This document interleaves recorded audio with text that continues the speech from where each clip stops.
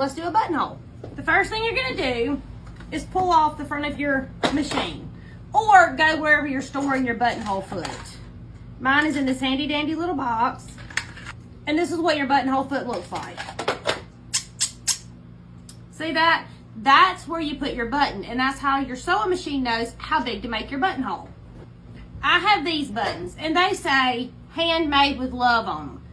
So I recommend you get something super cute to go on yours, but whatever you use. So you're gonna slide this piece out. You're gonna take your button, put it in there, and push it back until it's snug. See, I can shake it and my button's not coming out. It's gotta be snug in there. Then you have this little opening on the side. Make sure that's on the outside of your sewing machine, okay? You want it to be on this side of your machine. And down here is this little metal bar. You're going to drop this presser foot. Mine has a little lever in the back. You just push it and the presser foot falls off. Then I'm gonna put this one underneath here. And on that little metal bar, I'm gonna hook it in. Yeah, it's hard to do anything backwards except make this buttonhole once I get all this together. So I've taken the regular presser foot off. I put my buttonhole presser foot on. Now, there's a little thing right here that slides down that nobody knows what it's for. Your buttonhole, that's what it's for.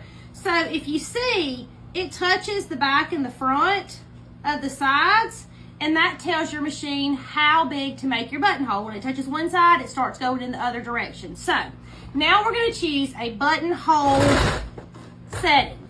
My setting is number 94.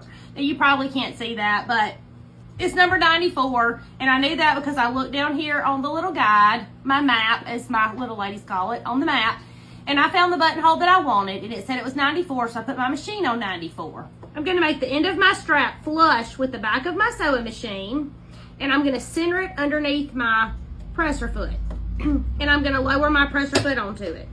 All I'm going to do is push the foot pedal. That's it. Watch this. You see it? It's coming forward, and now it's going backwards. That's it. Easy peasy. Buttonholes were so intimidating to me because I didn't understand them, but once I realized how easy they were to do, I was like, all right, that's it. Raise our presser foot, pull our project out, cut our threads off, and you just made your very first buttonhole. Now this is where I wanted mine. You can move yours closer to the end or farther up to the top, whatever it is you want to do. Now I'm going to do the buttonhole on the second strap. I'm going to put my buttons on the back so that my bag goes over like this. But you could put your buttons on the front, or you could put them, you could put the buttonhole down here and the button on this end, wherever you wanted it.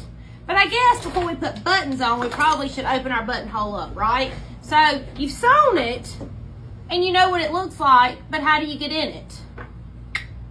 Handy dandy seam ripper. This is the one that Missouri Star Quilt Company sent us, and y'all, it's amazing. So you take the tip, you put it inside, in between your two rows of stitches, and then very gently push. Do not push hard. Guess what? You have a little spy hole or a buttonhole. All right, we're gonna do the same thing with the other side. Now we're gonna sew our buttons on and we're done. My name is Tammy. I'm your favorite sewing teacher, and I would love for you to come sew with me.